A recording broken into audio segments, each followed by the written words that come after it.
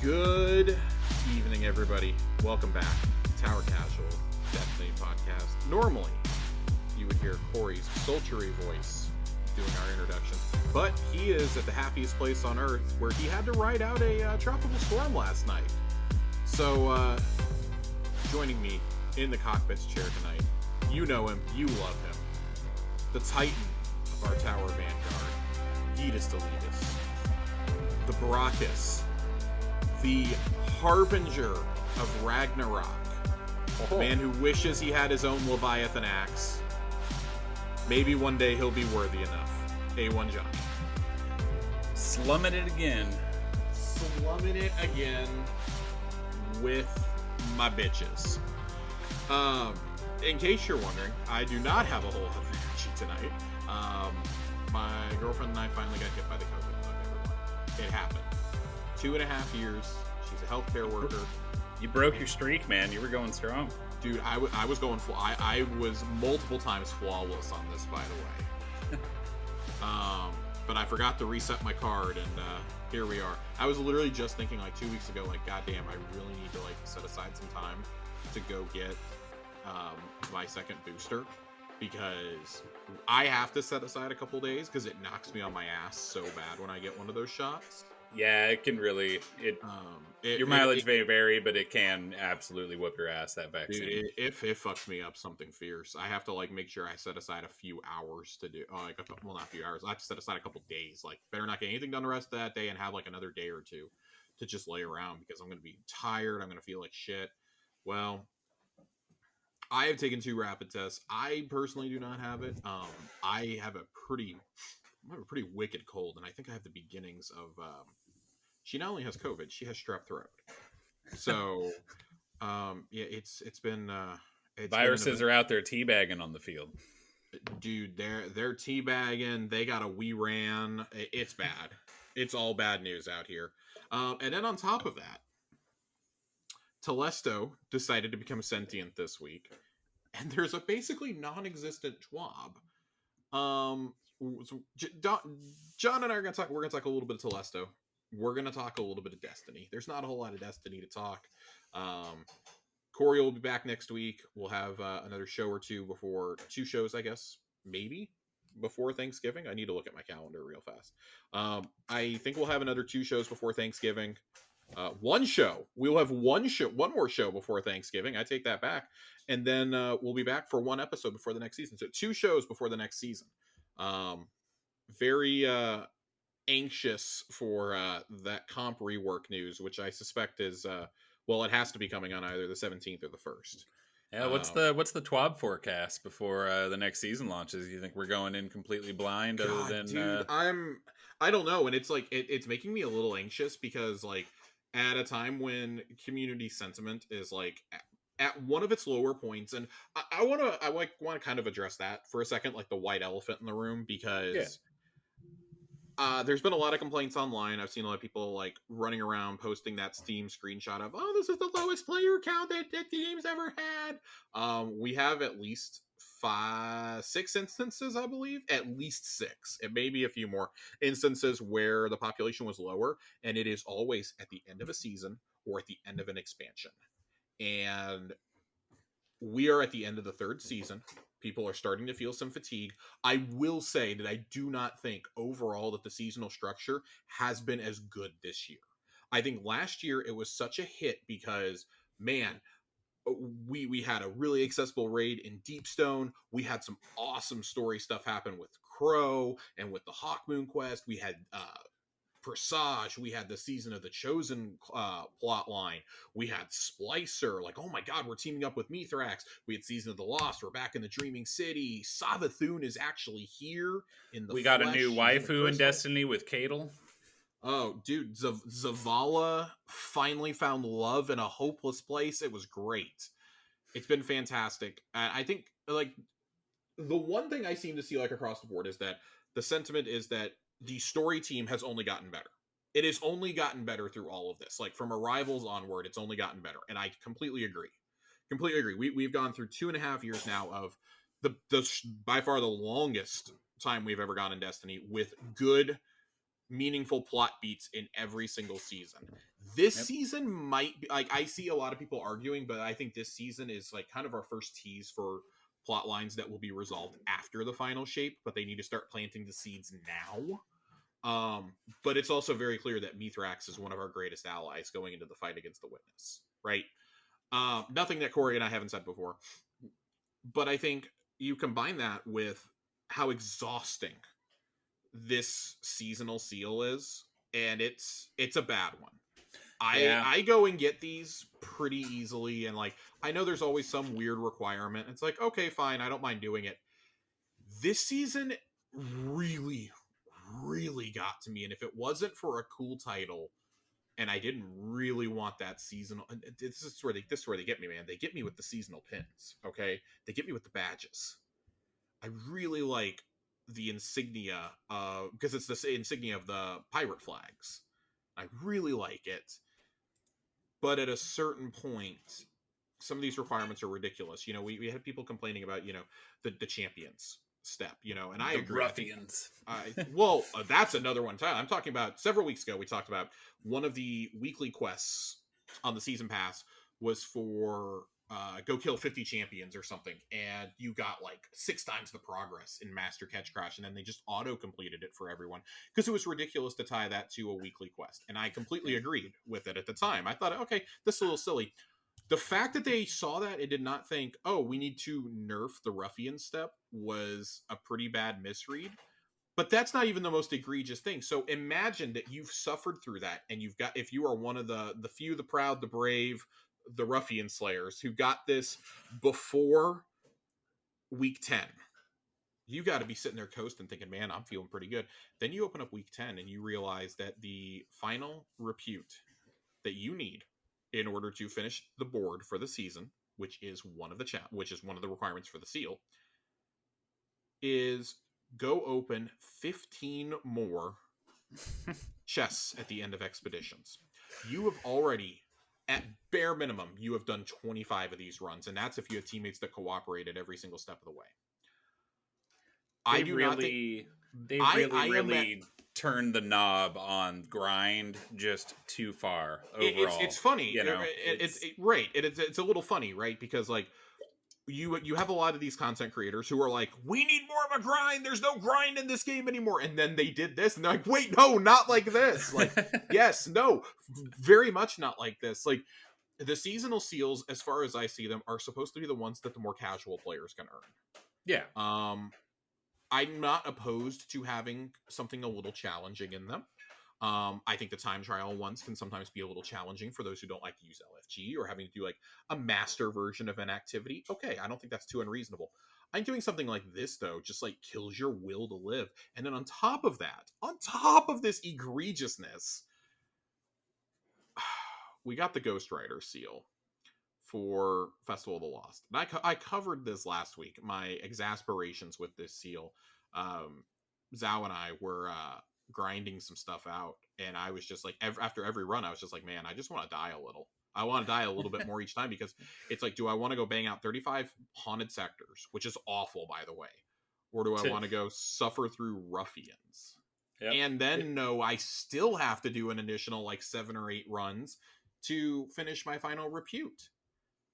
Man, I don't know. With like 3 weeks left in the season, I don't know if I have it in me. I don't know if I have it in me to do like 7 more expeditions, and you have to dig up the treasure at the end, which means I have to go do more catch crashes on top of that. And I feel like they got that backwards, honestly. I feel like expedition should have been the thing you do once a week, and then you go grind catch crashes. You know, that would have been more fun and more. I just don't understand in what reality we decided not to make every champion count as a ruffian, and why there is some absurd requirement to get them to even spawn. And the fact that they despawn within 20 seconds if you don't do a very specific, you know, it's weird. We fixed that. It took half the season, but we fixed that.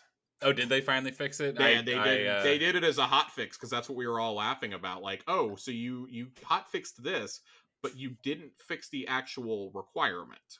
Okay. Or the timers. Okay, cuz I got you.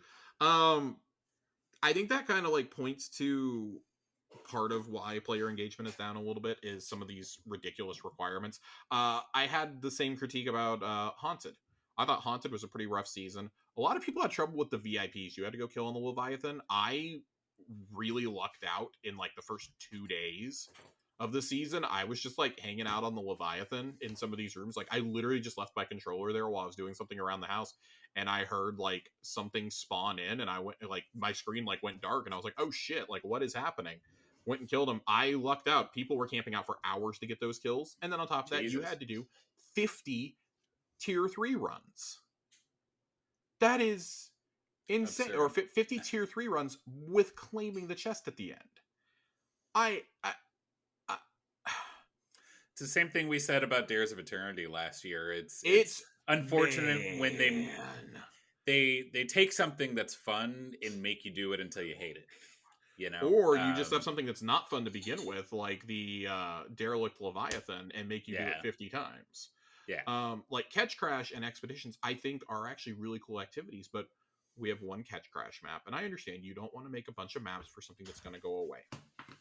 I can sympathize with that. I would almost have rathered those been 3-person activities, because maybe then you could have reused them in the Vanguard Ops playlist.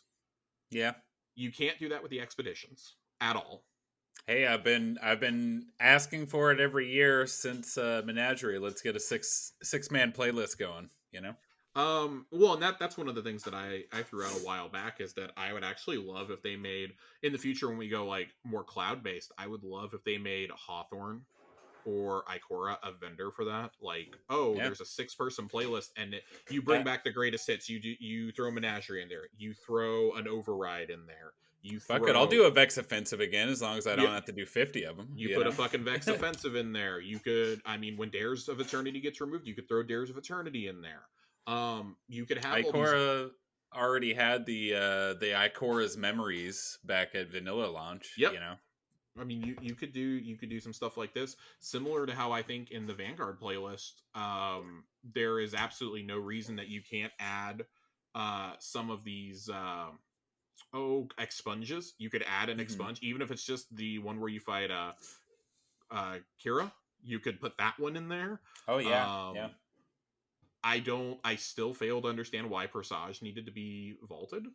That's still very weird to me. Yeah, it wasn't even tied to a location. No, I think it may be because people will get like confused when Osiris inevitably comes back. Like, why is Osiris kind of like evil in this? But I think it's time to move beyond the fear of confusing new lights. Like, spoiler alert, guys, they're already confused. I don't understand why Outbreak Perfected needed to be why the Outbreak mission needed to be vaulted. Whisper of the Worm makes sense. IO no longer exists, but that also like exists outside of space and time. Those could be another fun. If we're not going to get rid of leveling, those could be another fun rotator for what's dropping a pinnacle every week. You know, I mean, yeah, I could see like like I don't know, like Lost Lights or something. Like call it something like that. Like have those kind of rotate through those secret missions. You could make the Hawkmoon mission a little amended. I guess amended is the word I'm looking for. And you could throw that in there, like. And if we're not going to put mods as a drop in Legend Lost Sectors, let's put them somewhere, dude. I don't even get me fucking started. Legend Lost Sectors is another sore point. Like that's something that's souring me on the game right now is the Legend Lost Sectors, right? Like, and I don't want the top of this show to be like, oh, here's everything wrong with Destiny before we go talk about things that aren't. Let's Destiny. Shit about Destiny and talk about 2 games that have nothing to do with this podcast. It's really frustrating though, because like I understand why the player count is dipping, but to go and content creators are clearly like running out of things to do, and this isn't like let's shit on content creators, but like when you have people openly making these videos complaining about the low player counts and like critiquing it, and then having to go back and issue an apology 36 hours later because they hadn't looked at the actual Steam database charts that the rest of us have seen, and be like, yeah, so like I love him, but you know, old Ricky Kakis did this. Hey, my man's got a hustle. He just had a kid, you know what I mean? He's not even 24 hours later had to go, hey guys, I hear y'all loud and clear. I'm really sorry. Like, and that would be fine if this was like the first time that y'all did this, but it's like the same 10 to 12 guys who do this every time. every couple of seasons they do this and are like, oh, why is Destiny's player count low? Well, if you could learn how to read a graph, you would see that this usually happens at the end of the midway through the second month, maybe the end of the second month of a season. Just about every season it dips. We are late in the year. The trials loot has been particularly underwhelming this year. Yep. There are a lot PvP of is PvP. PvP is a complete hellscape right now. Like, I'll be honest, like, I'm in favor of skill-based matchmaking, but that has soured so many people. I do not agree with the assertion that skill-based that Crucible keeps this game alive. I don't agree with that at all. But I think when across the board, like, yeah, sure, King's Fall is great, but King's Fall is like every other raid. Like, after about 6 or 7 weeks, all the hardcore raiders are done because they've run it like 30 times at least. Yeah, I don't think Crucible keeps the game alive, but it is a big source. Has the potential to be, and has in the past been, what you do at the end of the season when there's nothing else to do. It's log on and go play some Crucible. You and I are testaments to that. Like, we want to play some Destiny. We don't want to hang out in strikes. We don't. Gambit is, God, if we're complaining about Crucible, Gambit is like Mad Max's wasteland at this point. We have habitually gotten our group together, and we've gone and they're just like, hey, 2 or 3 of us are online. Let's just go play some Control. Let's go play some Mayhem, some Momentum Control. Like, Iron Banner's next week. I'll be hanging out in Iron Banner a little bit. I really like Eruption. Eruption's fun, and that's another weird point is why it's only twice a season. If yeah, they got to revert that. We need that back to 3 times a season. That helps make the game feel a little bit more alive. That gives me a reason to log in the 3rd month, honestly. That's what's funny is it felt like too much Iron Banner when Iron Banner was the same thing for 6 years running or whatever. But now that they're doing new interesting things with it, they reduced it to twice a season when people actually want to play it. It's it's weird. There's been some really weird design choices. But I think like my biggest sore point, and the one that I definitely see the most, and I agree with and empathize with the most, is the seasonal upgrade system. I don't mind being locked out of things for a few weeks. If it takes me like 4 or 5 weeks to complete the chart, I don't mind doing that. It's when it takes 10 weeks though, and we get that every single season. This is the It took until Festival of the Lost to get all of the upgrades for that damn table. Dude, that's if you were able to get them all done. I'm still missing 2 because I still have to do 7 more of these goddamn expeditions. Yep.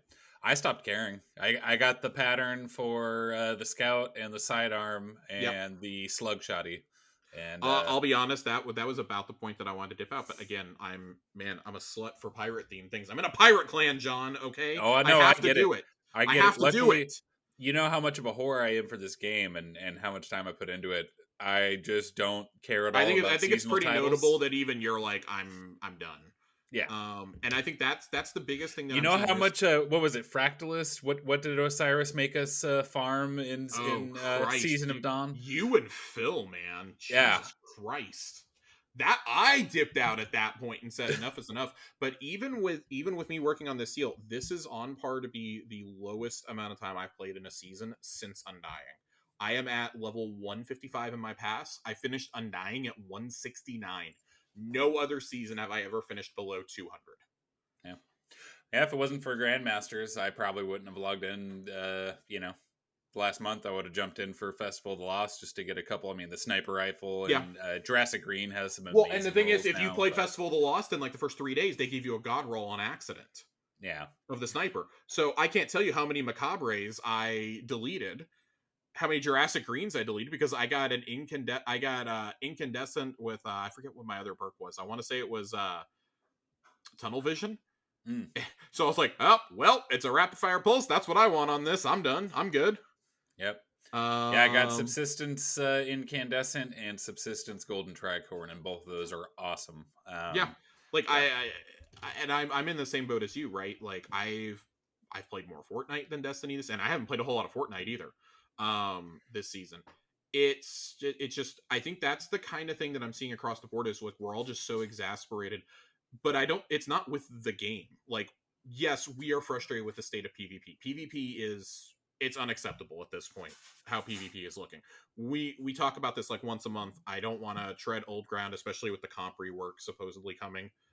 Joe Blackburn's comments the other day on Twitter, before Twitter implodes, seemed to indicate that that is going to come in the next week or two. Like before the end of November, we will know exactly what's on the table for comp rework. And I mean, good luck. Season before a new expansion, there's going to be a whole lot of people. This is bad. John's cracking another beer. Where we know that season before Lightfall is going to have a whole lot of engagement. It's going to have a lot of story threads. There's going to be a brand new dungeon. Like engagement's going to go up. You've got the Dawning, which I'm honestly like I'm probably not even going to give a shit about the Dawning, to be frank.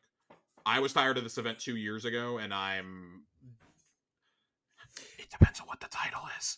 Josh, that's when Titans get their coolest armor every year, though. I mean, you're a fucking Gundam, John. Okay. I forgot to buy my Gundam armor for my Titan because I was just so disillusioned with this game. Yeah, so I gotta wait a whole year to make my Titan look cool. Can I break the rules and ask the host a question as a guest? Do we think it's a bad thing that there are these moments throughout the year of content where you can and should take a step back? Do we really want so much Destiny that we can never turn away from it for a month or a few weeks even? No, and I've been really clear on that in the past, that I think it's healthy for the game. Destiny is, yes, it wants to be an MMO, but it also wants to be an FPS. It wants to be a place where you come and have fun with your friends. But Bungie themselves has even said, we do not want to be the only game that you play. Like, if you want to, fine. Like, there are playlists for you, but the way I always interpreted it was, don't come crying to us when you get bored. When you get to season level 500 in a 3-month season and you're bitching about there being stale content, I don't know what to tell you. Yeah, with the amount that I play, I still feel better about myself when I land on the tower in the first 2 months of the season. And see someone who's already like 250 in the past when I haven't even gotten to 100 yet. You know, I play this game an unhealthy amount. No, and like that's the thing. Like you and I both play a pretty, I would say, above average amount of Destiny. But I have not enjoyed PvP in several seasons. It's been waning on me. The last season's Iron Banner like kind of killed my desire to play Iron Banner for a long time because, man, playing Rift for that fucking titles, man, I'm telling you, titles and seals, man.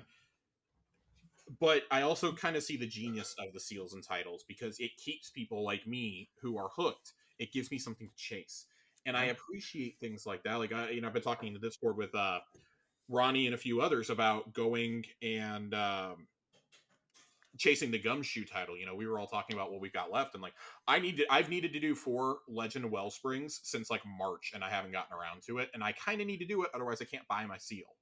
I'm gonna literally run out of time in less than a month. So hey, if you want to do it, join the Discord. Let's man up and do it. 4 nights in a row. I need people to commit for 4 straight nights to get this done. I would love to get any of the raid titles, honestly. I would like to too, and then I look at the time investment and I'm like, my time can be spent. That's the thing is like, I do not feel that the reward is worth the grind at that point.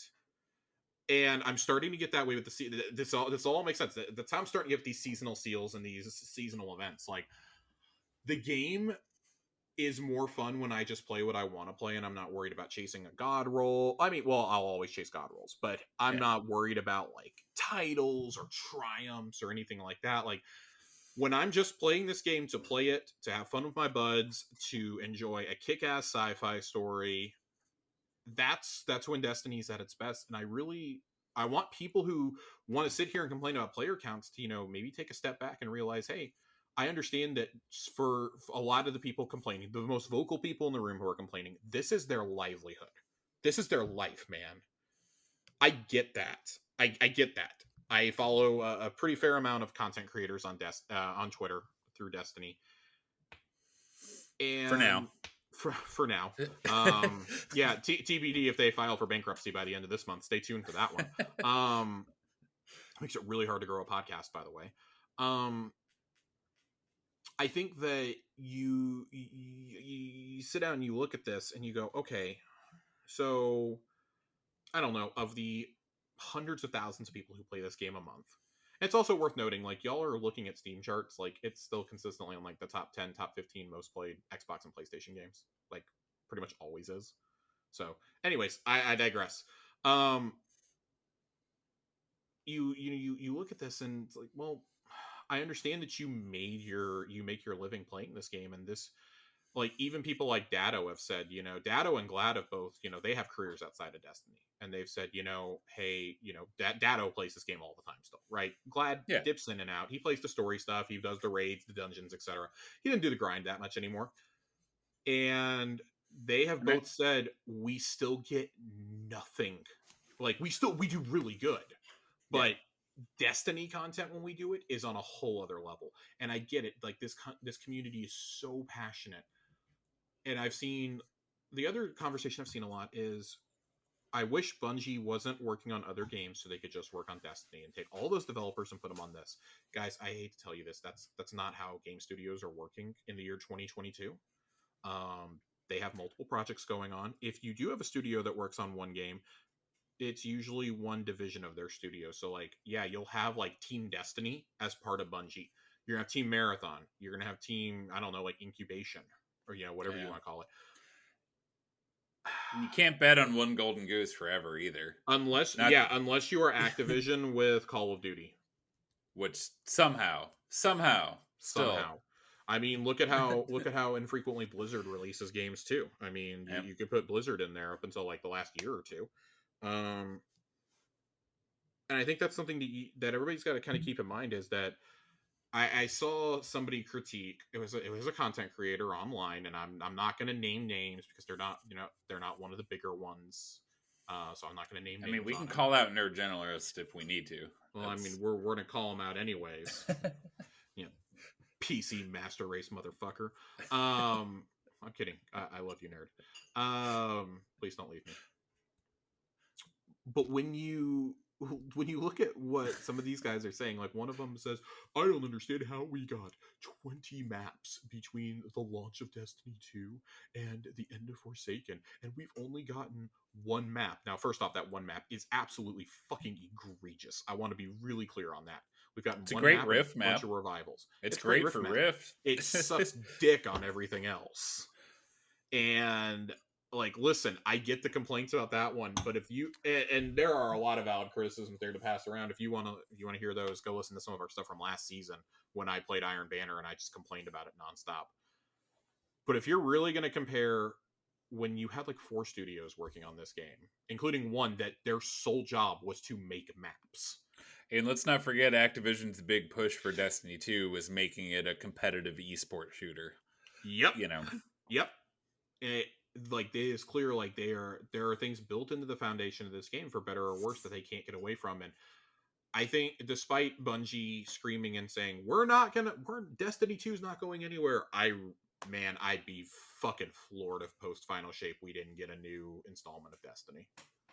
I mean, maybe sell it for like $30 or $40 if you do it, and then just sell your seasons and your expansions like always. Eventually take the game free to play, whatever you got to do. But the new light experience is awful. Yeah. It's hard. It's so hard to get new players into this game, and I commend you for being able to play. Go ahead, John. I didn't mean to cut you off. That's okay. I mean, I think a lot about what could have been with Destiny 2's launch, because honestly, the Red War campaign was awesome, but everything around it was great. How cool would it have been if they didn't announce Destiny 2? If they, just 1 week, one reset, you log in at the tower and boom, the Cabal attack. You're defending. Imagine if the Red War launched as a live event. How insane that would have been. Well, and I mean, like, now obviously we know a lot more about game development. Like, live events really weren't a thing then. Nope. And I think now, like, their interpretation of a live event being something similar to the Exorcism event is actually I think that's a really unique take on a live event, because really Fortnite is the only game that nails these live events, but it is only for that one time, and you have to be logged in before it begins, and look how many disconnects happen and everything else. Mm-hmm. Like, even they haven't nailed this all the way, but Fortnite's live events they're pretty damn good. They're pretty damn good, and I think they do some crazy stuff over there. But they also have a lot of money and a lot less content, if that makes sense. Right. They're not constantly pumping out story content. their only objective is to work on PvP. They don't have a whole PvE side of the game. They don't have They PvEVP. And they have a whole factory of artists working on skins and emotes, yes, and that's not to talk shit. I no, I'm on the train. I love Fortnite yeah, now, but we have yeah, spent that's an unhealthy amount in Fortnite this year. I talked shit about it relentlessly for like 5 years, and now I think I've spent as much on Fortnite this year as I have on Destiny. John was thought I've spent more on Fortnite. I'll be completely honest. And now, if we count the Bungie store, I've probably still spent more in. Oh, I've definitely spent more on Destiny. But you know, even up until like 2 months ago, John, you were like, oh, Fortnite, I still don't get it, man. I still don't get it. And then just one day it clicked out of nowhere for you. And I think that's how Destiny is for some people. Like, you need some time away, and then you come back a few weeks later and you're kind of refreshed. Like, I took a few weeks. Oh God, when was it? It wasn't the end of, I guess it might have been the end of last season. Like, I usually take the last 3 or 4 weeks of a season off. Yeah. I still log in about once a week, check Eververse. Maybe, if there's people wanting to like go run a raid or a dungeon or something, I'll go run it. That's Or if A1 Johnny drunkenly sends you a Crucible invite at 11 p.m. on a Friday. 11 p.m. for you, 1 a.m. for me. Yeah, I mean, they're still fun to be had, and I understand those who are complaining about the lack of content. This isn't a game that you're meant to play relentlessly. It's meant to be a game that you can play and you can set down. Now, Bungie, yeah, they want us to set it down, but they have to make consistent money also.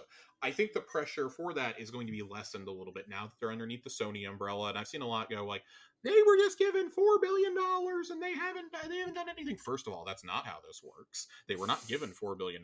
They got to pay out to stockholders. They got to pay out to their employees. What was it? 1.2 or 1.6 of that was for employee retention. 1.2. Yep. Yeah, but money doesn't turn immediately into content. Money turns into green flagging things that we're going to see over the next couple of years. It turns into green flagging things. It turns into the office that they were opening up in Amsterdam, which I assume is still happening. Haven't heard anything on that front in a little while. Turns into hiring a few hundred people that just got fired from Twitter. Oh my lord! Yeah. So there's a lot of reasons. I guess like I kind of want to wrap this because we've been talking about this for half an hour. I want to wrap all this just by saying like I'm not here to bitch and moan. Like I totally understand why people in the community are feeling the way they're feeling, why they're stepping away. But I guess my message would continue to be the same thing. And I mean like nobody really wants to hear it, but hey, take a break, man. Like there's nothing wrong with taking a break. It's pixels on a screen. It's not that serious. Yep. It is totally fine. I've been playing a lot of Call of Duty the last couple weeks. And you know what? I probably won't touch Call of Duty now until Christmas time because I've got our topic later on. We're going to talk a little bit about John and I are going to talk a little bit about what we've been playing. Normally, Corey and I would address something like that up at the top. There's just not a whole lot going on in Destiny. We're at the end of a season. We're approaching the holidays. There's not a lot, but like Corey and I have been saying, like, yeah, November and December are going to be a little bit bare in some of these episodes and some of these TWABs and whatnot. We come back from the holidays though at the beginning of January, and man, you're 6-7 weeks out from a major expansion. Like the information should be flowing actually by the time this next season starts. You got the Game Awards that week.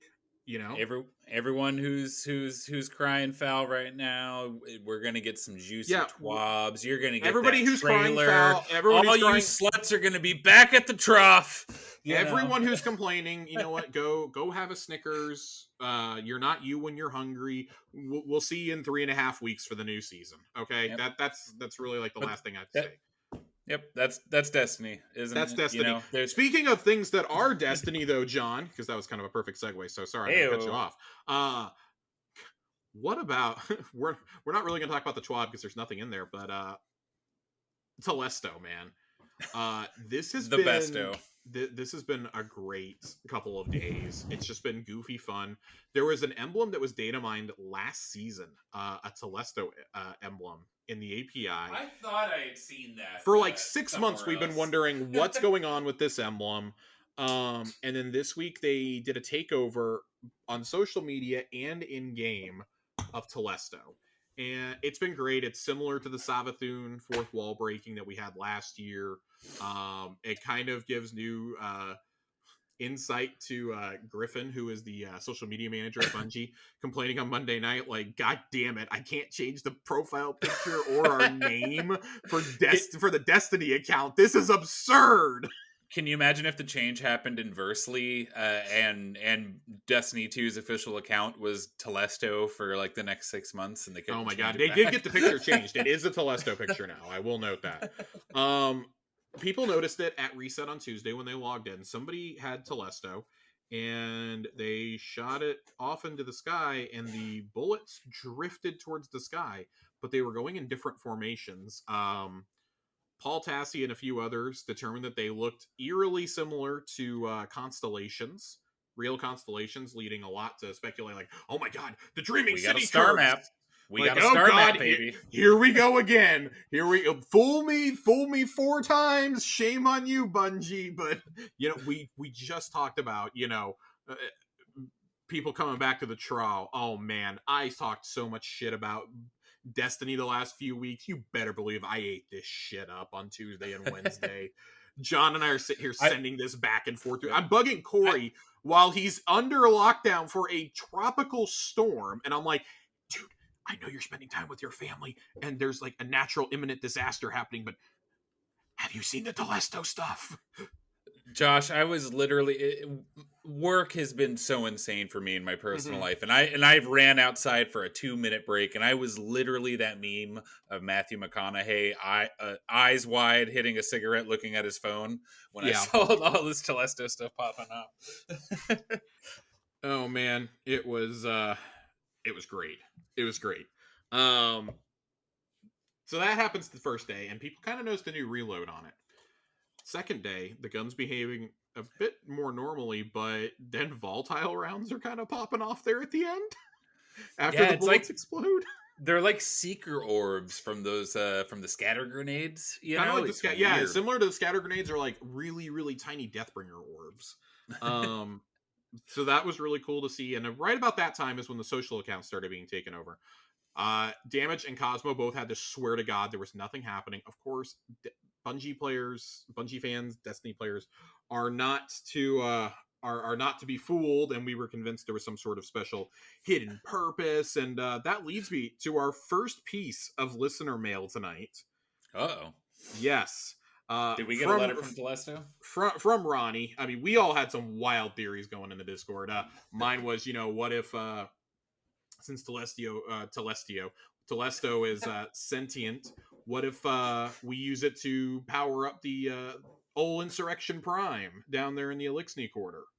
Our favorite servitor from Season of the Splicer, and from a raid that no longer exists, sadly.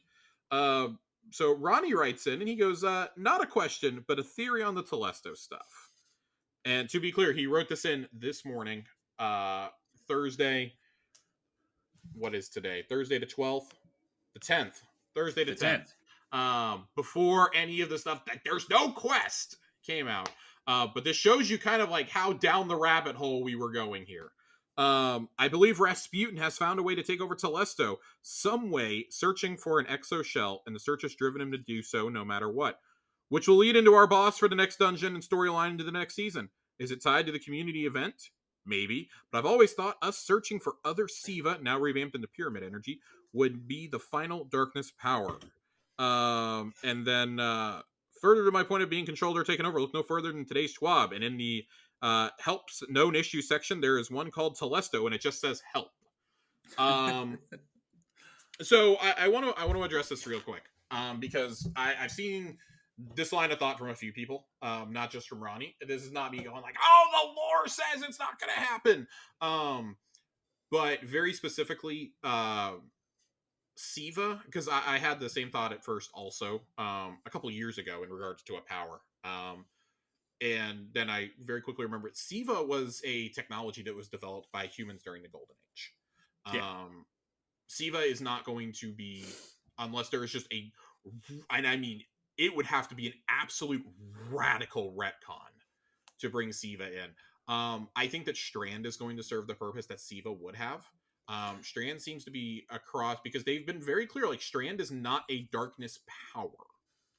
It is a technology. So, I mean, like, I guess you could do it. I just think that anything you would do with Siva wouldn't be as cool as Outbreak Perfected. Just to be brutally, bluntly honest. Yeah. And I think that anything dealing with Siva would be foreshadowed next year with the return of Wrath of the Machine in season 3 of Lightfall. Isn't that the running theory on Neo Luna? Is that they were yes, they built everything off of Siva the during running the collapse? conspiracy theory is that this is the Exodus ship that actually managed because there were 3 Exodus ships that launched, and we know 2 of them, or excuse me, one of them still talks to us. One of them still talks to us. That's Failsafe's ship. The other one of the other ones was the one that Mara and Uldren were on. Yep. That was the Awoken. And then I believe this is where my understanding of the Exodus ships gets a little iffy.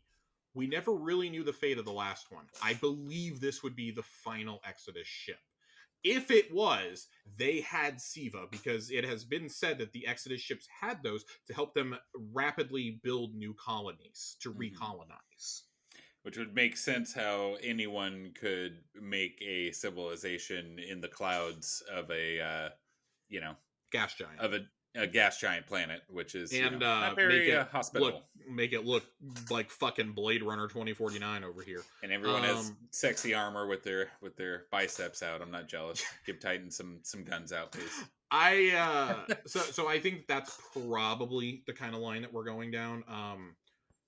And I'm not trying to poo-poo anybody's suggestion. It's been very well documented how much I did not like Rise of Iron, how much I do not care for that storyline, how I think Siva was just a quick way to not have to make actual enemies for an expansion they never intended to make anyways. And I think that's a lot of the reason why they've never really gone back to it is we didn't want to do this in the first place. We kind of had to for our content. And it's kind of hard to ride around when you have a nanotech version of alchemy, basically, Yeah. That's like a classic sci-fi trope, right? Sci-fi trope, sci-fi trap, really. So I will say that I would not read that far into this. I do not think I would love to be proven wrong. I had fun with my conspiracy theory. I firmly do not believe that I'm going to plug Telesto up a servitor's butthole. But but I wish I could. I joke that I would love for the community event to be just get 10 million kills as a community with Telesto would be hilarious. I do not think that there's any nefarious purpose here. I don't think this is a harbinger. But see, Bungie does these things because they know we're going to go down these insane rabbit holes, right? That's why they do these things. And then they have to put out these statements so that we don't spend weeks of our time searching for something that's not there. Which is nice of them. It's very nice of them. I think they saw after Corridors of Time, okay, we gotta kind of restrain ourselves just a little bit here. You get a really cool emblem out of it. I do genuinely enjoy this emblem. It is a lot of fun. There is a message in game, and I believe that message has been fixed, but it is also out on their it's on their Twitter account for the Telesto emblem. I can't believe it's so perfect. It's so perfect. The emblem code was glitched for Telesto. It's so perfect that this is coming out as Twitter is imploding. It's incredible. What do you think to the theory that this is a test of some sort for live changes like this? Now that I absolutely buy. I absolutely subscribe to that theory, and I think they figured fuck it, Telesto's always broken anyways. It's funny as hell. The theory that I still find the most plausible, even though it's pretty clear they're not going to do it at this point, is that they were letting us have some final fun with the gun before giving us a quest to sunset the only exotic they've ever had to get rid of. I think they've realized oh god, Quicksilver Storm, it's the ultimate stay away from me and my son. Telesto needed its time back in the sun. I took a little bit of offense to Liana today saying we've had a Telesto shirt up on the shop and nobody for weeks and nobody's even noticed. Listen, Corey and I talked about it because I saw it was oh god, I'm gonna have to buy this. We saw it. We're those nerds. We saw it. I whipped out my credit card. And hey, here's to the running pattern of random bullshit in the Eververse predicting events. We did get the Telesto This ship shit was sparrow and ghost. planned. Yep. Y'all are so silly if you think this wasn't planned. But I love this because they know they're gonna whip us up into a frenzy. It happened. I like to think this was the ultimate like break glass in case of emergency. Oh shit! The content creators break the glass. Break the glass. Do something fun with Telesto. And We gotta honestly, spin this. it was so perfect. They tweet out the emblem, and immediately Astacross replies with a gif and goes, "Is that's it?" It's like, motherfucker, yes, that's it. Not everything needs a quest line. It's a joke. It's a joke. Exactly. I thought Shah Han would know better. I do get it though. Everyone's been have been itching for that We've been a corridor little to uptight as a time, you know. community. Yeah. It's To put it mildly, we've been a little uptight. And then I mean, dude, there was even a marketing email. See Telesto's moments and more. Embrace the chaos, and it tells you when you got Telesto, how many ornaments you have, days that it was accident free, and the planet you used it the most on. And then here's some other fun stats. Guardians defeated by Telesto 2,254,960 times dismantled 446,120, and it has been sold by Xur 16 times. They give you the emblem inside the email. You see some of the what you call it, tweets that were out. The one making fun of Pete Parsons was pretty great. The Vanguard, Savathun, the Witness, the 9 Pete Parsons. What are they before the Might of Telesto? The I Am Telesto shirt. Telesto's week at Bungie. It's great. It's great. And of course, they have to make sure to tell us that the bundle is an Eververse. But this is fun, goofy shit towards the end of the season when they know it's slow. I think that the live event was supposed to go up this week and it just was not ready for prime time. So hey, fuck it, Telesto stuff. But it's pretty clear like they planned this. Like that's a whole marketing campaign, and that stuff is fun. I'm okay with that. Not every when we started getting into like, oh look, it's making out constellations. I was like, oh my god, it could have been. The nerds are at it again.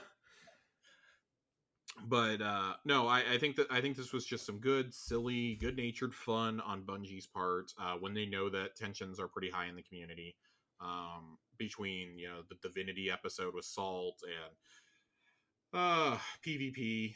Yeah, gestures wildly at PvP. Gestures wildly at the current state of ruffians. But yeah, so there's not a lot in the TWAB this week. It's there's a quick blurb about Telesto. Cauldron won for Trials, so good luck with that if you're going to go play Trials this weekend. I voted for Anomaly, just so all of you know. I was going to torture every single one of you who decided to play Trials this weekend. It's fine. There's really nothing here. They kind of openly acknowledge that, like, yeah, it's kind of slow right now. Kind of hoping that they give us the PvP changes announcement next week, just to give everybody something to stew on over Thanksgiving. Make sure that we keep some of these families fed over Thanksgiving by making a bunch of outrage clickbait videos. But John and I have we have something we want to move on to that's not Destiny before we get into your questions and we do a special lore corner tonight. This was a really big week for us. Okay. You got Wakanda Forever coming out. Andor wrapped its first season. And John and I sank our teeth into 2 absolutely massive and wildly different video games. I would be joining him in playing God of War Ragnarok right now, but I am currently playing things I can play from my bed on my backbone. So I'm playing Persona 5 from the bed right now. Which, let me tell you something, playing a 100-hour plus RPG is not the way to play that game. I've been occasionally sneaking out to the couch or turning on the TV in the bedroom to play it. It's installed on 3 different devices in my house right now. So my man's really started a 100+ hour JRPG the week God of War Ragnarok launches. Yeah, I didn't really think baby girl, what is you thinking? I didn't think this through. In my defense, I literally was like, I've tried starting Persona 5 like 2 or 3 separate times before, and I've never ever made it like even like halfway through the first dungeon. I'm like, nope, I'm done. There's too much dialogue. I'm good. I'm done. And man, let me tell you, this game sunk its hooks into me.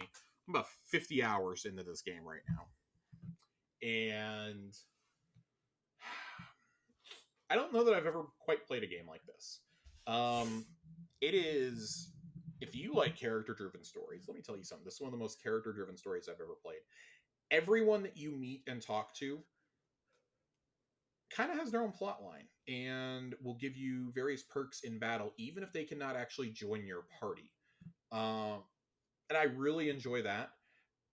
Like as you level each person up, like it'll make your fusions stronger, but there's base perks that you get also that can even help you outside of battle. And I really enjoy systems like that. I think it's a lot of fun, and this is in stark contrast to the last JRPG I played, which was Final Fantasy VII Remake, where you have like 4 party members. Yeah, 4 party members. That's it. Uh, and well, the dog joins you like at the very end because it's only the first third maybe of Final Fantasy VII. Persona's a really special game though. I've had a few friends hype it up for a long time. It's a very special game. If you enjoy Japanese culture, if you enjoy anime, um, you enjoy like mysticism, this is probably the game for you. Like if you've ever been sucked into something like Dungeons and Dragons, this probably will grab you. It is one of the most special games I think I've played in a very long time. I'm years late to the party. I'm playing it because it's on Game Pass. It is the complete edition. It's Persona 5 Royale, and it's been a treat watching some of these characters evolve over the course of the story. A guy that I met in the opening 10 minutes of the game, I was like, man, this guy's a massive dick. I hate this guy. Has become like one of my favorite dads ever in a video game. The journey that Sojiro Sakura goes on with the protagonist is it's very special and very near and dear to my heart. I don't know another game where you can romance not only your classmates but also a doctor who dresses like she's going to a metal concert and your teacher. So Yo, they got goth doctor mommies up in here. they've got goth doctor mommies. I'll send you a picture later. It's a really special game though. When we get into the next in between for Destiny seasons, if you like any of the above things, you like anime, you like Japanese culture, you like JRPGs, you like goth doctor mommies, or you like seducing your teacher, this is the game for you.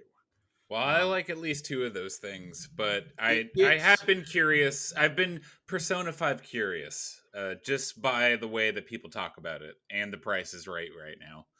The price is right because the price is free. Yep. I will say, like John, even you, I think I think you would enjoy this greatly. Just I'm not big into anime. I've never really found a JRPG that grabbed me. I would even go so far as to say you don't need to be into anime as much as like you need to be okay with just like a shitload of dialogue. Yeah. There is a lot of talking in this game. I have listened to every line every line of the codex in Mass Effect. I have sat there and played through every entry. Sir. Well, irregardless, there's a lot of talking. If you like visual novels, like Telltale style games, this is great. I mean, your choice. The art style looks awesome. The art style. It's very anime. The cutscenes are literally an anime, which is really cool. I enjoy that. Even like the menus and everything. Yeah. The stylization, the UI. The UI is a little funky. I'm 50 hours into this game, and I'm still have very, very difficult times trying to find where some of my skills are stashed away at. How much do you think of that is because you're playing on your phone while you're very sick? None, because I had the same problem when I went to a controller. Okay, fair enough. Yeah. And to be fair, the backbone controller I have does have the exact same layout as an Xbox controller, in terms of where the buttons are. It's very frustrating. Your menu is pulled up by Y and not by start. Ooh. Well, because start is used as a fast forward through dialogue. button. Back is used for pulling up like, oh, call a meeting or things like that. I enjoy how wacky the game is. I mean, for God's sake, you have a talking cat as your companion. It's pretty fucking great. Um, it's goofy. I didn't expect it to be as funny as it was. Like, genuinely, some of the funniest shit I've seen in a video game in a very long time is in this game, in a few different forms. The least of which, not the least of which, I guess I should say, is some of the finisher moves that certain pairs of characters will utilize throughout the game. Showstopper moves, which do a ton of damage and are just this wacky cutscene that play out, that are like based off of movies. Essentially, they all have like one of them is called Drive Hard, and Gluttonous Bastards. Oh God, there's a few other ones. Hey, John got that reference. Everyone drink. Everyone drink indeed. There's one where the pretty girl and the cat are flying down, shooting like fucking Uzis and dropping bombs at an enemy. It's great, man. Like it's a perfect blend of very dramatic, very heartfelt storytelling, and just gut busting laughter at times. Um, your game gets richer the more it's one of those games like you start out like doing the side stuff because you're like, oh, okay, well, I'll do this because like it was suggested to me, or like because I feel like I'm being forced to. And then you start falling in love with these characters, and that's the tricky slope. The game is constructed in a way where you cannot do everything on your very first playthrough unless you follow a meticulous guide that tells you exactly what to do at every single step of the game. And that's no fun. Everyone's experience with Persona is going to be different. Royale is special because the original game ends at a predetermined time. Royale takes place. That's the expansion. Takes place after the conclusion of the original game. So it adds another entire semester of the school year on. Which leads to other hijinks. But you have to achieve the original true ending and have certain relationships with certain characters just to get the option to play that content, which I think is really cool. Like it's kind of a reward for, hey, how much did you value your relationships with everybody else in this game? Oh, you did? Cool. We're going to reward you with this then. We're going to let you stay in this world a little bit longer. I mean, it's really special. I don't know that I'll do New Game Plus on this just because it's been so fucking long. And I certainly cannot see myself ever playing this again. But hey, Persona 3 and 4 are coming to Game Pass, and yeah, the whole God, family's coming. Everybody's here. I will 100% be playing at least Persona 4. I don't know if I'm going to go all the way back to 3, but I will at least play. I've heard great things about, like you did about Persona 5. I've heard great things about 4 for years. That was that game really didn't find life in the West until it came to the Vita with Golden. So I will say this, like, just to kind of like close out my thoughts. Persona 6 is not only a like day one must play game for me, it is now one of those games I will literally drop everything else I'm playing in order to play this game when it comes out. It is, and I know that the cast changes every main game. I'm not ready to say goodbye to these characters. I really hope that they somehow, because this is by far the most popular game in the series. And Persona is it itself, like an American Horror Story situation where it's nope, a whole different setting, or nope, okay, nope. just Brand new people. characters, brand new story every time. There are some connections between the games, but they're very minuscule. Like the characters themselves really don't show up again. The protagonists don't. Yeah. Persona 5 is a kind of a special case though, because Persona itself is a spin-off of Shin Megami Tensei, which has never really been super popular in the West, honestly. And Persona itself really wasn't. Persona 5 was a special beast though. It got overshadowed by, because it came out the same time as Breath of the Wild and Horizon. It got kind of overshadowed by both of those, but has just kind of like increased its reputation in the subsequent years, and like Royale is kind of what caused it to like boil over and like, oh my god, like you have to play this game. Like this is the definitive version of one of the best JRPG games of all time. I would agree with that statement now. I don't know how far away I am from the end. I would estimate I'm maybe halfway through it, like 45 hours. And I feel like I'm flying through parts of this game too.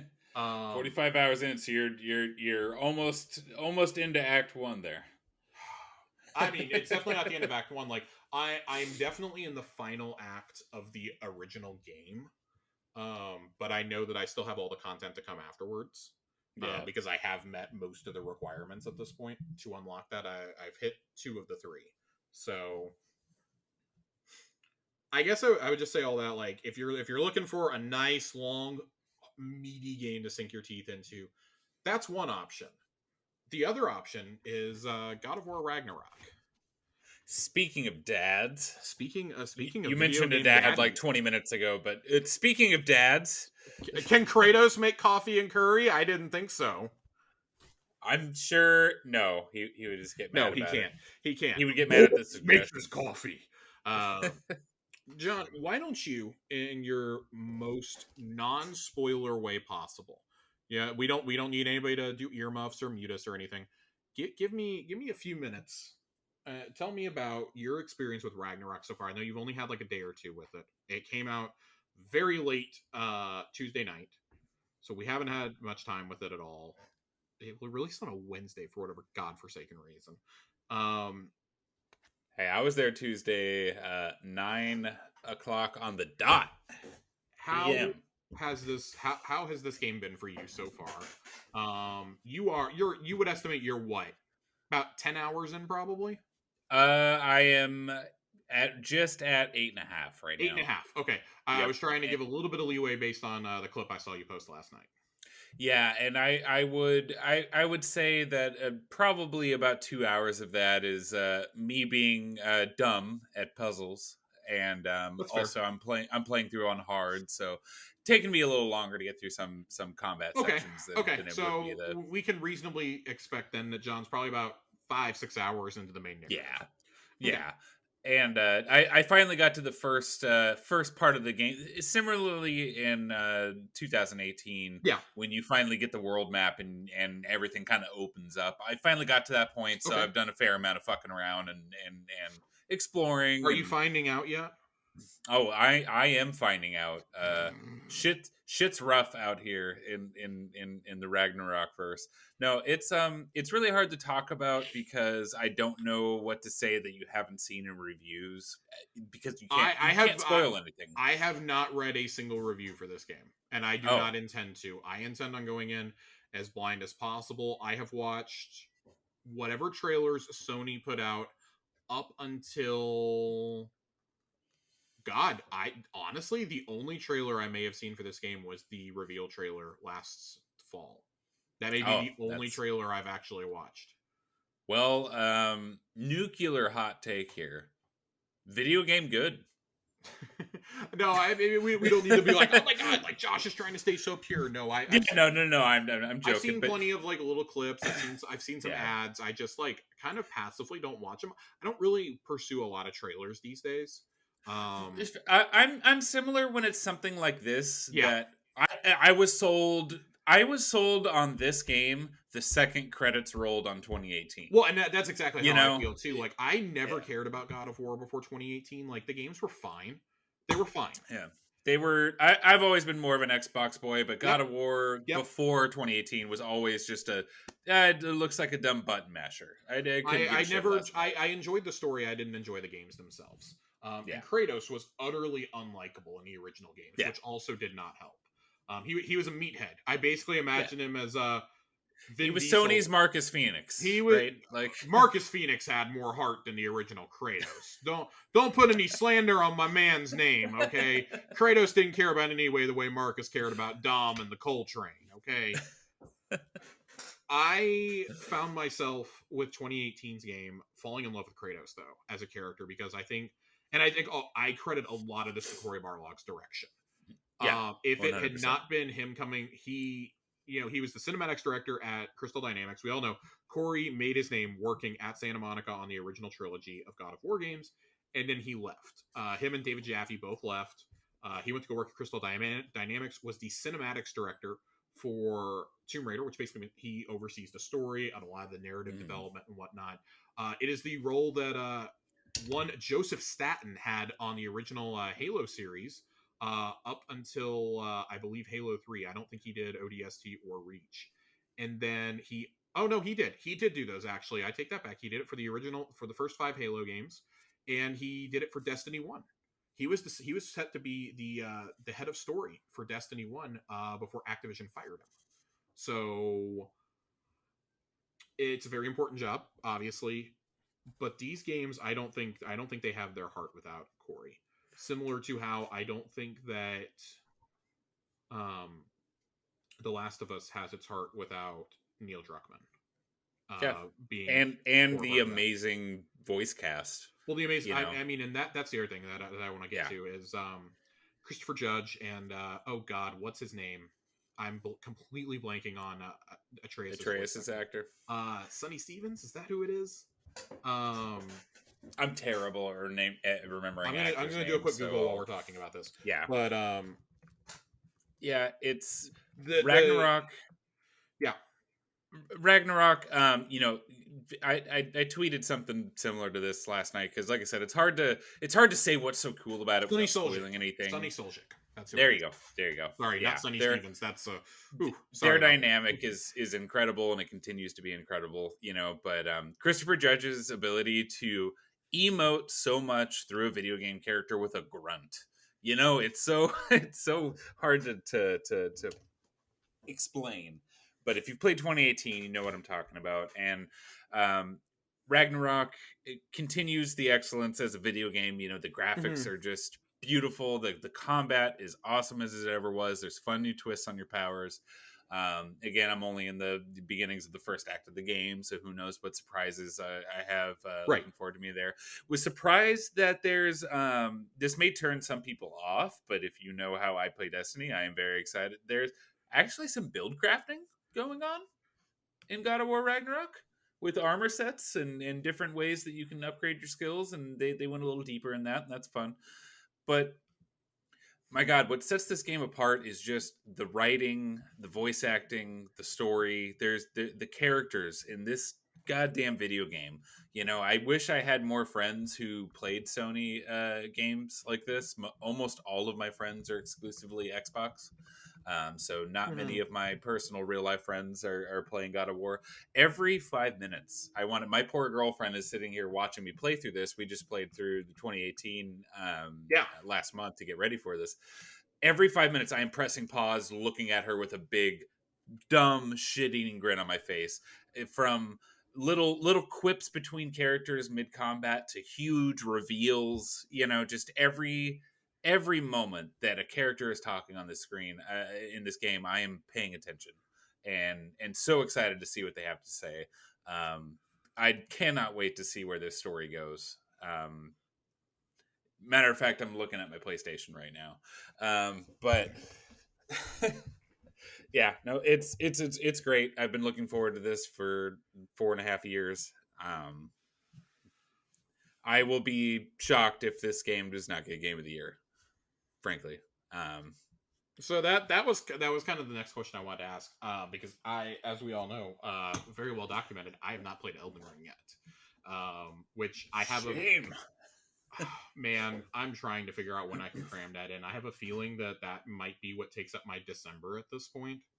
And if you need a battle buddy, Josh, I am ready, willing, and able to jump back into the pain. I've had no less than a dozen people tell me that they will jump in and play Elden Ring with me, which should speak to its enduring popularity.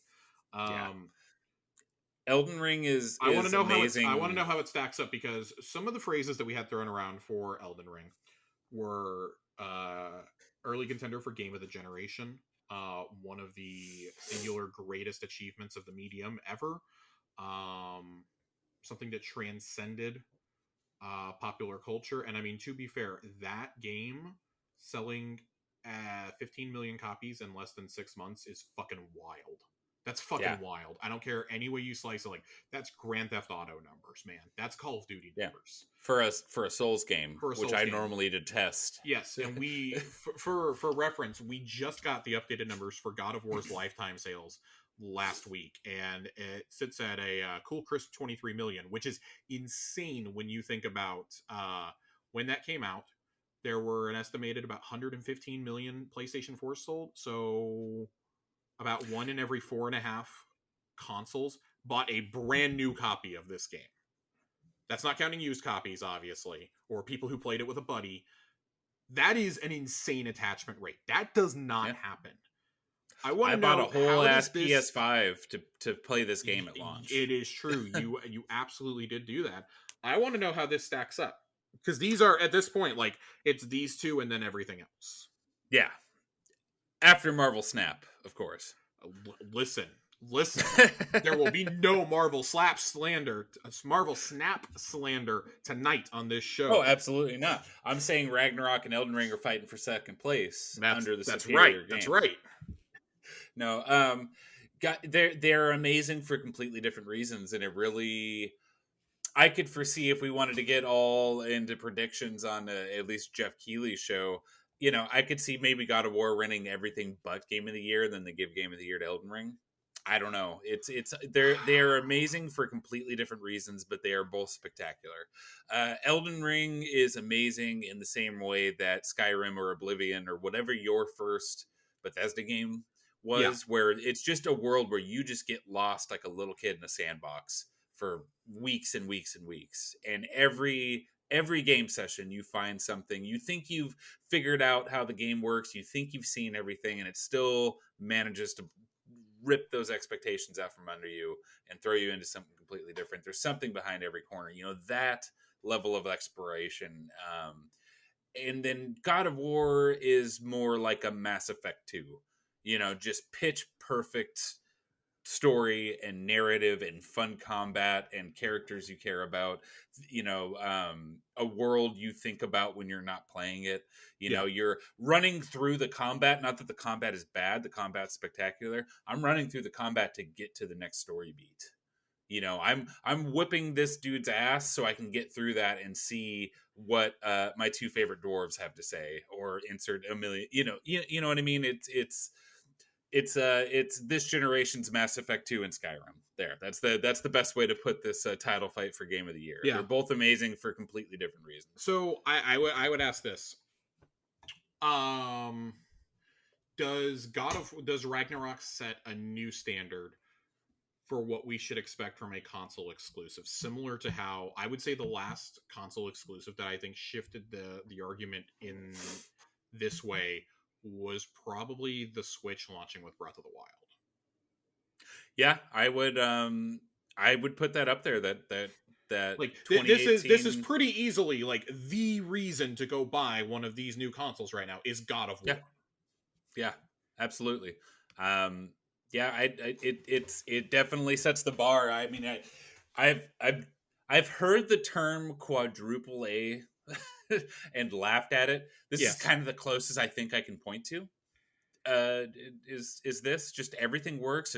The performance is perfect. The quality of life changes are fantastic. One little thing I'll shout out is either your boy or Mimir will shout out when you don't have a thing for a puzzle, so you don't sit there fucking with something for 20 minutes before you realize you don't have the doohickey. Yeah, I appreciate things like that for sure. Yeah. Just everything. It's like they thought of everything. I haven't, if I can critique one thing about this game, the menu design. The menu design's a little cluttered, little weird. I play Destiny 2 as a second job basically, and even I'm like, okay, where the fuck, how do I get to this? What does this do? Yeah, it's a little complex, especially for a game like this.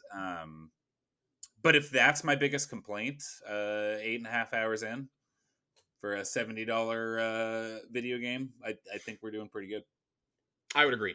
One more. I said so.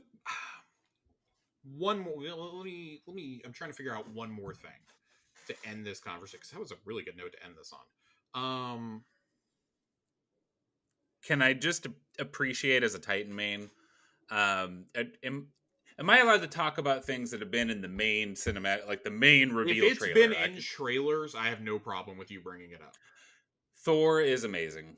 Thor's Their amazing. rendition of Thor Yeah. is awesome. So Awesome. is this on par with Balder? Yes, much more so. This is Because Jeremy this Davies fucking crushed that. he did. He did. Um Thor is a big dude. It Yeah. is it is it is weird to see Kratos look small, next to someone. It is and I know everyone said, "Oh, this isn't your Barbie Chris Hemsworth Thor." I love Chris Hemsworth Thor. I can say good things Who about this doesn't like without Chris shit. Hemsworth Thor? I don't have to shit on Chris Hemsworth to say this is cool. It's just very different. This is definitely very much mythology Thor, and Yeah. Thor is a piece of shit, right? He's kind of a dick. Not kind That's of. the He whole point. is. Yeah, that's the whole point of Marvel's Thor, right? Is that he went through a growth period there where he lost his magic hammer and had to grow as a person. Mm-hmm. But it's really fun in this world, especially where, obviously Kratos' whole thing is that all gods suck, and Thor definitely Thor and Odin definitely keep up to it, but their design, their voice acting, the way that they're used in the beginning of this game, I have a feeling we won't really see much of them until later. But the way that they're introduced is just pitch perfect, and to the point that I played about 2 hours Tuesday night, and then I had to get up really early for work the next day, so I had to call it. When I got home the next night, I almost wanted to start the game over just to go through that again. Mm-hmm. If that doesn't, speak to how good. So, for the is. record, you are the second person to tell me that the opening 2 hours is just masterful. Yeah. Our friend Ray texted me and said, in the middle of the night, he stayed up to play it, and he says, "Josh, this is the best movie I've ever seen." And I was like, "What?" He was like, "The first 2 hours of God of War Ragnarok." So I'm looking forward to seeing if he still thinks that after seeing Wakanda Forever tonight. I'm excited. That's me tomorrow. I want everyone here and you to know, I skipped Wakanda to be with you tonight. I want everybody to know that I had tickets to go see Wakanda Forever tonight, and I can't because, it's the plague. COVID o'clock.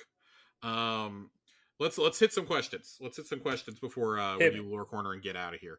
I did not realize how long we've been going. Can I give one last final tip on God of War before we move on? Final tip, and then we're out of here. Okay. Don't get hit by Mjolnir. That hurts. Noted. All right. So, first question tonight, reader mail, comes to us from Ronnie. Out of all the titles you've gotten, which one means the most to you? And it's a two-part question, so let's answer this one first. I think I have a feeling I know what John's is. Iron Lord. Oh, that's not the one I was going to guess. Okay. No, I'm joking. It's Conqueror. Yeah, it's Conqueror. That's the one I figured.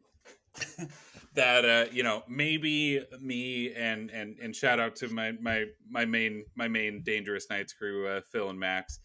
The amount of work that it took us to get Conqueror last year was insane, but it was the most fun I've had in Destiny in a long time. And it sounds weird, but I guess we're sadistic. But spending 3.5 weeks figuring out how to do one Grandmaster is 100% my shit. Nope. And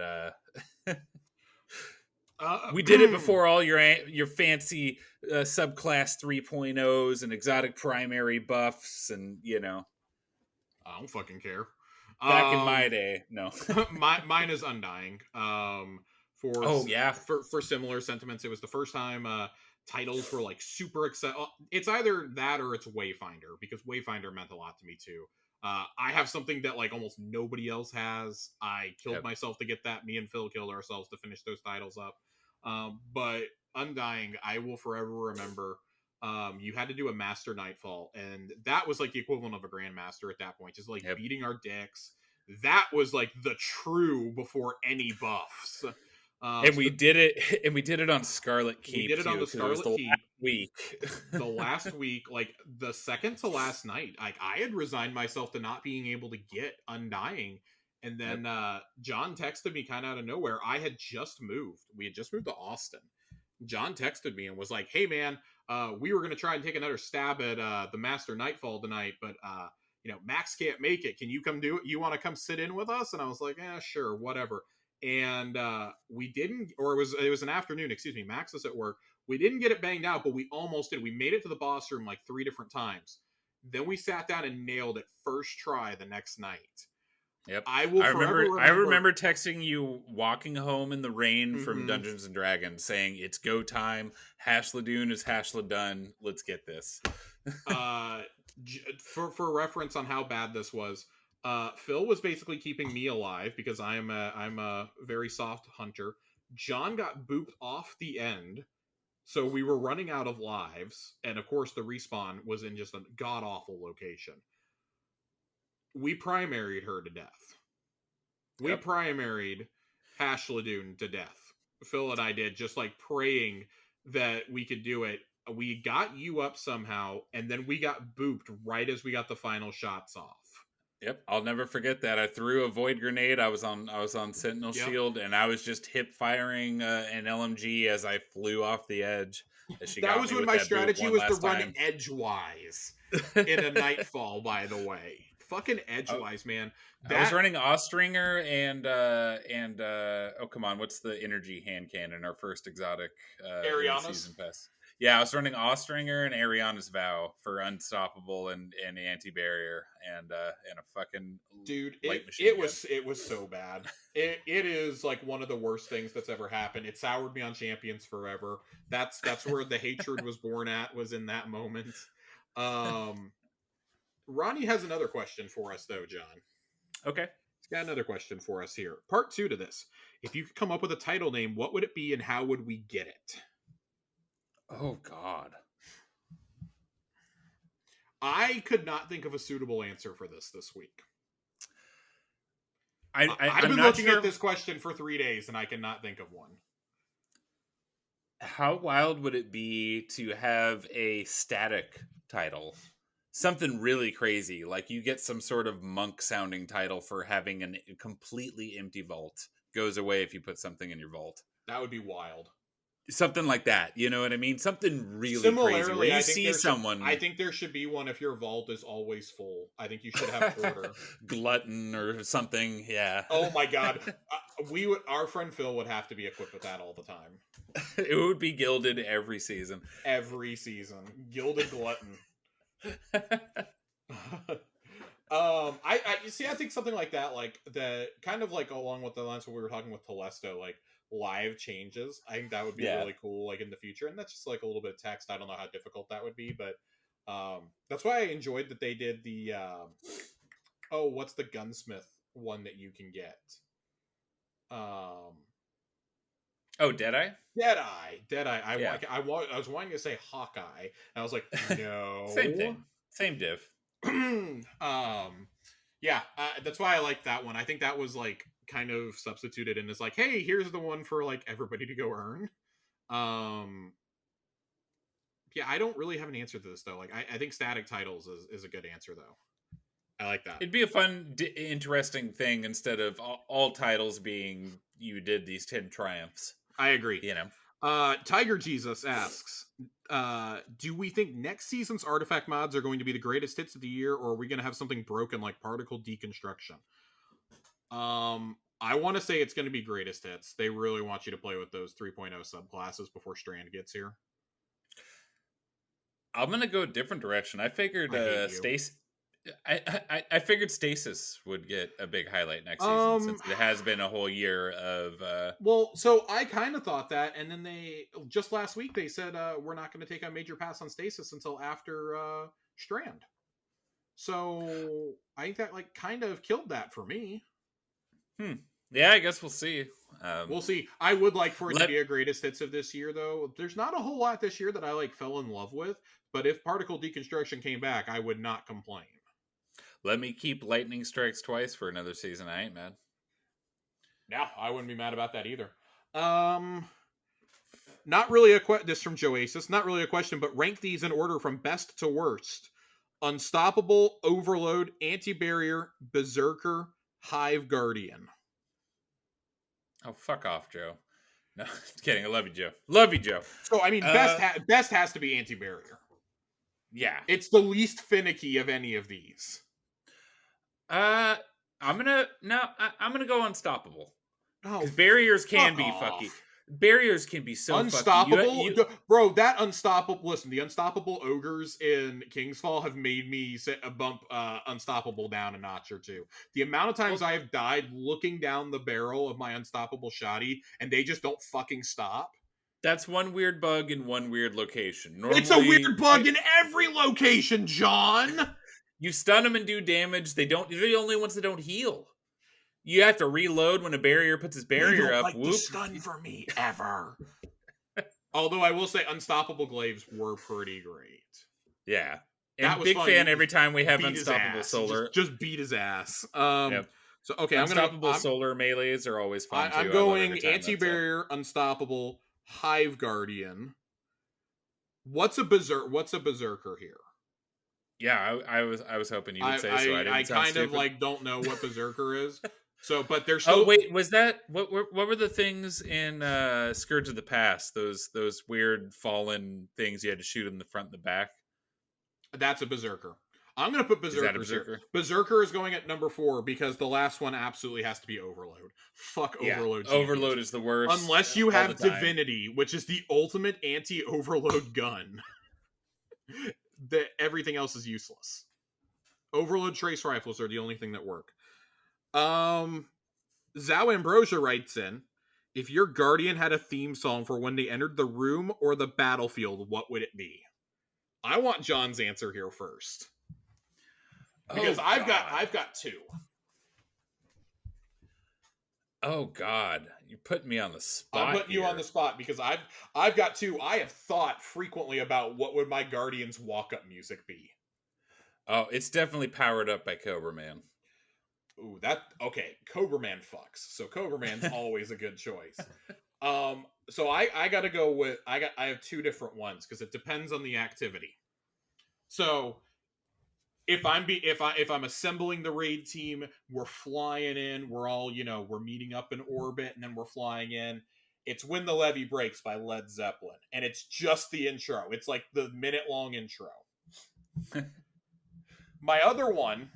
This is for when I get summoned at ungodly hours of the night by some people, or I get shanghaied into joining a raid that I had no intention of doing.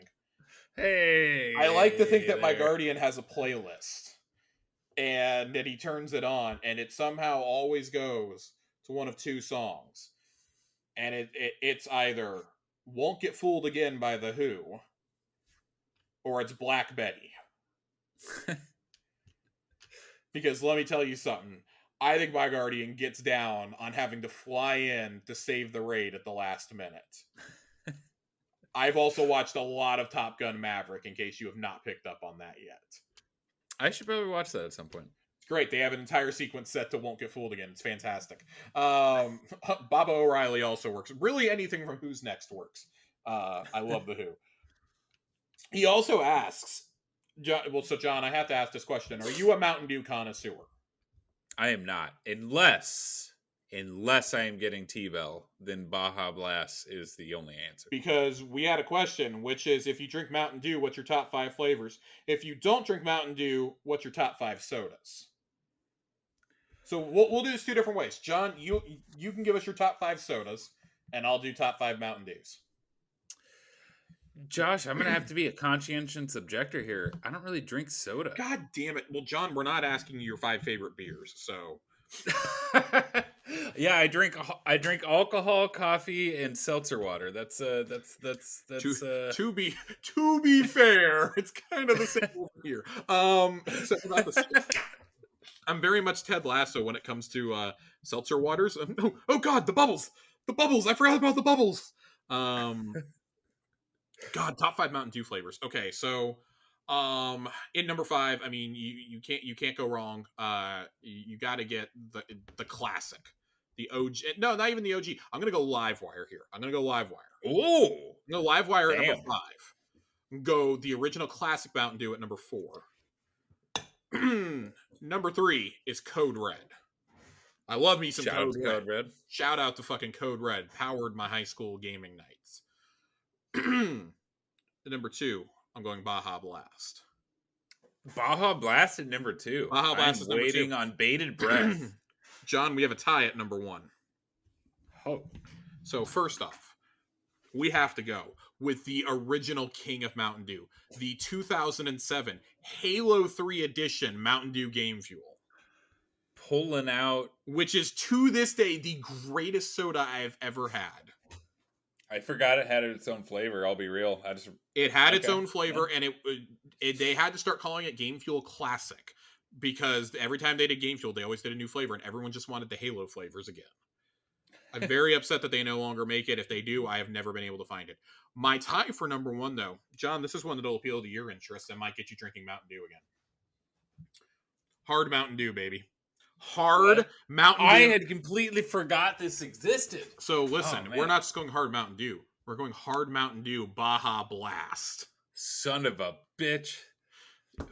Listen. I'm furious. I may have driven across the border to Oklahoma to go buy a case of this. Because they don't sell it in Texas yet. Okay, so I want to complain to Mountain Dew for a second. Pepsi Frito-Lay, I hope you guys are listening to this. Texas is like, I don't know, the state I would most stereotypically assume would have some sort of alcoholic Mountain Dew beverage. With how much we like high school football down here, how much underage drinking clearly happens in the state of Texas. And just how many lonely nerds there are. You would think there's a Taco Bell on almost every corner in this state. You think we would have hard Baja Blast by now.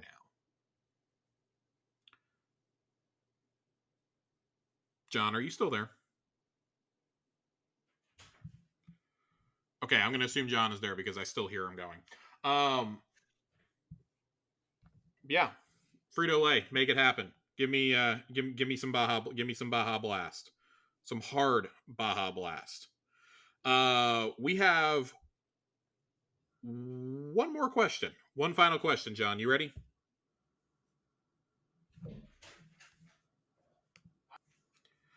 Okay, final question is forgive all the times that I just asked if John was ready, because I could hear like very brief noises in the background, but I could not vamp on Mountain Dew for 2 more minutes. We have a longtime listener, first time caller from I Am Corey in HD. Whoa. Corey Deering writes into the show and goes, Josh, what are your top 5 Earl of sandwiches? A1 Johnny, what are your 5 favorite sandwiches from an inferior place?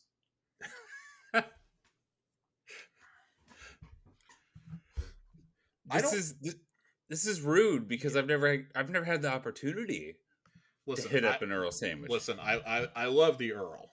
I really do. But man, they took my favorite sandwich off the menu. So the Earl is not as high on my list anymore. Even though I still love it, it's not as high up on my list anymore. Because let's be honest, they don't have some of my favorite sandwiches there. You can't get a good Cubano there. You can't get a banh mi there. You can't get the Hawaiian barbecue anymore. It's just, it's all going downhill from here. It's not the same. It's not the same. I'm very upset. So, I mean, like, listen, like, I've already listed those 3 as, like, 3 of my favorite sandwiches. I mean, you got to go with a classic Italian beef also. You got to have one of those in there. And then, I mean, like, what else am I going to do? I'm going to go with a classic. I'm going to go with a club. I like a good club sandwich, but not just any club sandwich. I like going to the sandwich shop that's not too far from me. It is a chain. Forgive me that it's not an actual deli. I live in fucking Texas. We don't have delis, unfortunately. But it's a king club, and it's the amount of meat and stuff that you would get on a club, but doubled. And it's fantastic. Damn. And I love that. I love having a ton of meat on my sandwich, which is why I don't like going to Subway. I would say, though, if I was going to go to Subway, I would order a Danger Witch. A Danger Witch? I've never heard of this. You ever do anything dangerous, John? Oh, I do dangerous shit all the time. Whew. Not go to Subway, though. Spicy. I will send you the video that I'm referencing, but Russell Wilson did a Subway commercial earlier this year for his signature sandwich, the Danger Witch, and it's like the most cringeworthy thing I've ever seen. and I need you to watch this because Chelsea's getting really annoyed that I keep quoting this commercial to her. Like, I'll like lean over when she's like half asleep and I'll go, "You ever done anything dangerous?" And she's just like, "I'm going to kill you. I'm going to kill you if you whisper that into my ear one more time." And it's like, spicy. You know, there's this one time. No, that's too dangerous. It's great. It's great. John, top five favorite types of sandwiches. God, Corey, I don't. I hope I need to know like types of sandwiches that you like. Like, do you like clubs? Do you like banh mi's? What do you like, man? I've never had a banh mi. God, but I would. Phil, I'm hearing Phil's disappointment from here. I'm feeling it. I like a good pastrami. Okay. I like a good, I like a good tuna melt, I guess. But maybe it's because I'm on the West Coast. Most of the time, if I'm going out for food, I'm gonna go get a burrito. Is a burrito a sandwich? Is this a philosophical question we can open up? No, it is not. Listen. I have I live in Texas. I'm taking authority on this. I'm going to take action on this. A burrito is not a sandwich. As someone who puts anything he can into a tortilla, it is not a sandwich. It's absolutely not a sandwich. Oh God. Okay, so it's not a technical sandwich, but listen, I do like waffle sandwiches. Okay. Ooh. I am a fairly large individual. You can tell I've had a few waffle sandwiches in my life, but I like the spicy chicken waffle sandwich that you can get at Disney World, which Corey said he was going to get one in honor of me, and I don't know if he's gotten it yet or not.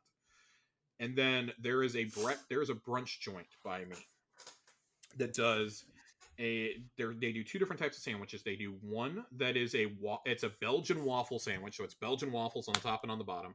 It's got a fried egg inside. It's got cheese. It's got some thick cut ham, and then they do either bacon or sausage in it. Also, phenomenal. Dusted with powdered sugar. It all sounds bomb.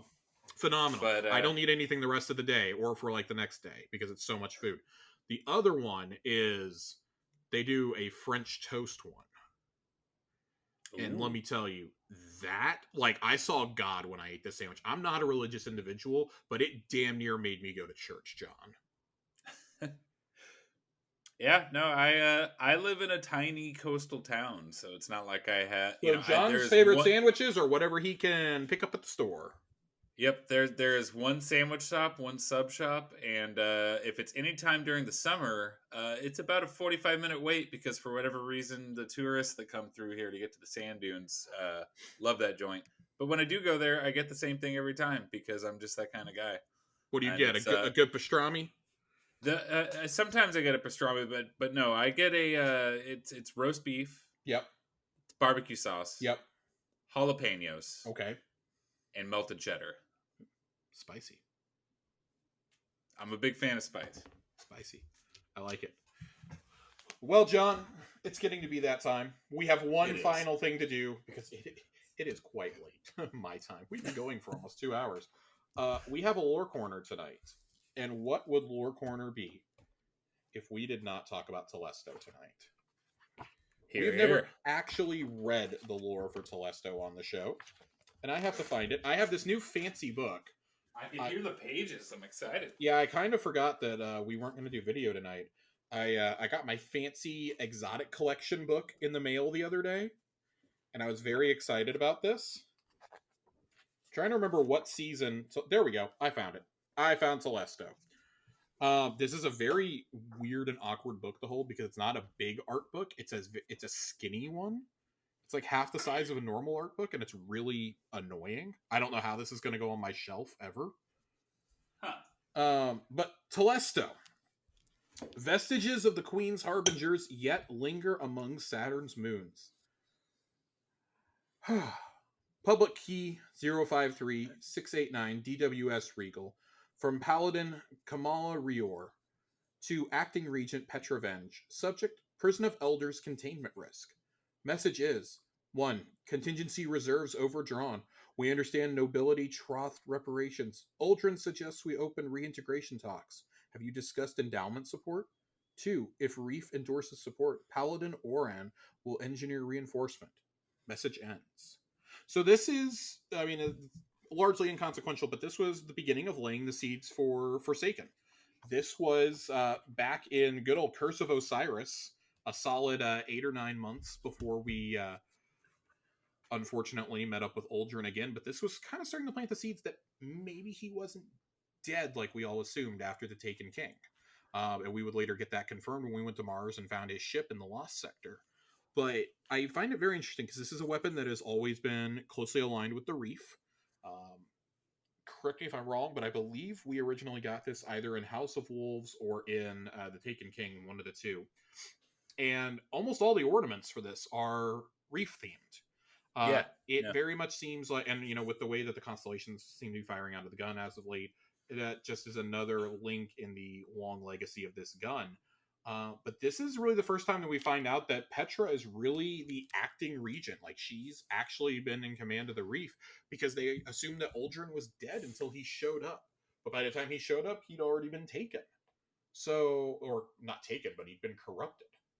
Yeah. And, Fickrol and all of them. So it's interesting to see, like, we talk about Bungie laying seeds, and that's why I didn't fret too much about this season with the Nezarec stuff, because it's very clearly planting the seed for something bigger. Now, whether we find out what that is at the end of this season, or next season, or in Lightfall, like, cool, but it's another mystery to unravel in this universe. And I think this is a great entry in the story of Destiny's maybe not its most famous gun, but definitely its most notorious. I've never seen an item cause as much problems in a game as Telesto has. They'll release a patch that has nothing to do with Telesto, and suddenly Telesto gives you infinite supers when you shoot your friend with it or something. And it's so weird. Like, who even thinks to do this shit? Like, who even thinks to check some of this stuff? That's why they knew we would find the Telesto thing, because I am sure there's at least, at very bare minimum, a dozen people that tried to shoot Telesto at stuff every patch just to see if it's broken. Oh, absolutely. Absolutely. Well, John, I think it's that time for us to get on out of here. I want to thank everybody for listening tonight. I would say and/or watching, but there's never watching when I host. It's just listening. John, you want to tell the people where they can find you? They can find me in Midgard. How about that? They can find John in Midgard. That's one hell of an exit. Well, for that, you can find me hanging out in Greater Shibuya for another week or so. But no, really, you can find me on Twitter until they go bankrupt, or it gets overrun by accounts pretending to be George W. Bush, at Josh_Finn, 2 N's. I implore you to join our Discord. We're going to probably be promoting it a little bit more here on the show than we typically do. We usually do a plug at the end. We're probably going to do a few more plugs just because it's going to be a little bit harder. Twitter, I think, has become the main lifeline that Corey and I like to interact with everybody through, whether it's through the show account or through our personal ones. And I know I talk to a lot of you on there. We have started shifting a lot of our conversations away from Twitter. Andre, you're one of the guys I talk to pretty regularly. We've kind of shifted over to Discord messages. Feel free to shoot me a message on Discord if you got questions or you want to chat. I'm notoriously bad about checking my DMs on Discord, but I need to get a lot better if Twitter's really going to go under. Why is something going on at Twitter, Josh? Something's going on at Twitter, John. Well, I don't know what it is, but it ain't good. It's all bad. It's all bad. In the words of Charles Boyle, it's all groin stuff, Jake. It's all groin stuff. But come to the Discord, hang out with me, hang out with Corey, Johnny, Nerd. A lot of the people that every single question you just heard was submitted through our Discord. I don't think we've asked for questions on Twitter in a hot minute. Even before all this started happening, we were starting to ask them on Discord more. We're enjoying the community we built up over there. We're going to be firing some things back up, coming up with the new season that'll be starting. There'll be a new dungeon. I'm sure we're all going to want to do dungeon runs and do some raid runs to get those pinnacles going and the craftable deep stone weapons, over the holidays. And there may just be something that Corey and Nerd and I have been cooking up as a holiday event. I'm going to try and solidify that here in the next week or two. But it's going to be absolutely absurd when we do it. So John, thank you for your time tonight. As always, Yep. it's always a pleasure having you on. Sorry that we didn't have any weapons to talk about, but we had some really great conversations about. I mean, we talked about the best weapon. We talked about Telesto. We talked about the state of the game.